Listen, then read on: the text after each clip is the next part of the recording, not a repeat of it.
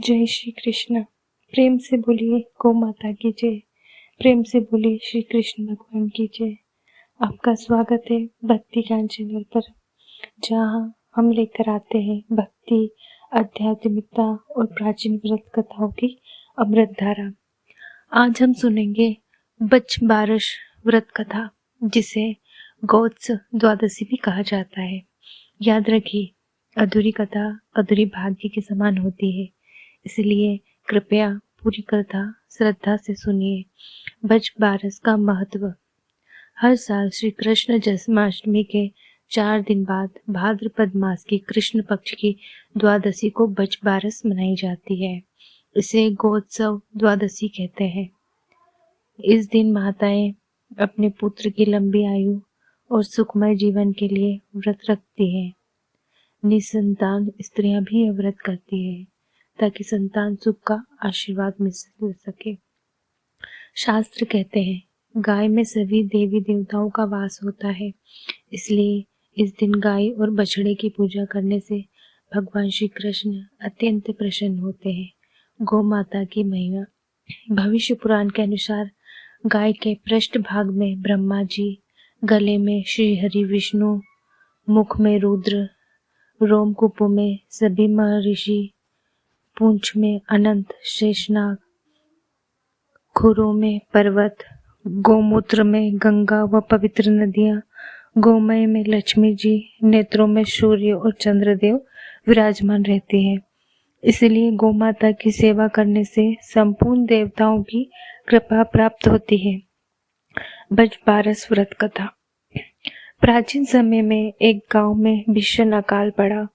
गांव के साहूकार ने तालाब खुदवाया, पर उसमें पानी नहीं आया। पंडितों ने कहा, किसी बड़े बलिदान से ही जल मिलेगा। साहूकार ने अपने 2 पोतों में से छोटे वछराज को गांव की भलाई के लिए बलिदान कर दिया। बलि होते ही तालाब में पानी भर गया। कुछ समय बाद सास बहू तालाब पर बच बारस की पूजा करने पहुंची। बहू ने श्रद्धा से कहा, आओ मेरे हंसराज वछराज, आओ लड्डू उठाओ।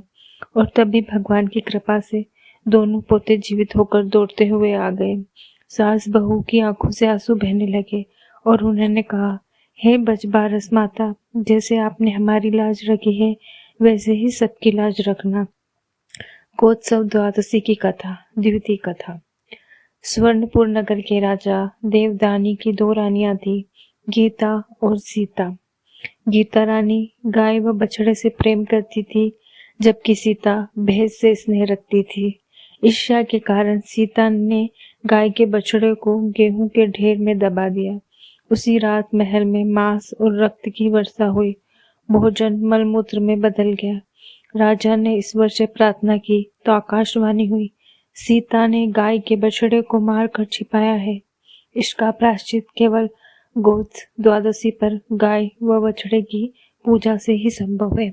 अगले दिन राजा ने व्रत रखकर गाय बछड़े की पूजा की। तभी गेहूं के ढेर से जीवित बछड़ा बाहर निकला आया।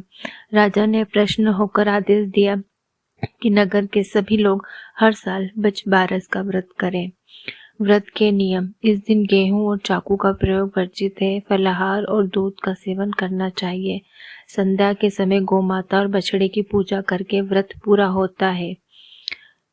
जो भी भक्त सच्चे मन से बच बारस की कथा सुनता है और गौ माता की पूजा करता है, उसकी संतान सुखी व दीर्घायु होती है। परिवार में सुख समृद्धि आती है। जीवन के संकट दूर हो जाते हैं। इसके बाद आरती करनी चाहिए। प्रिय भक्तों, आज हमने सुनी बच बारस व्रत की पावन कथा और जानी गौ माता की महिमा। आपसे निवेदन है, वीडियो को लाइक करें, अपने प्रियजनों के साथ शेयर करें, कमेंट में लिखें गौ माता की जय, श्री कृष्ण भगवान की जय, और चैनल भक्ति ज्ञान को सब्सक्राइब करना ना भूलें। जय श्री कृष्णा, जय गौ माता।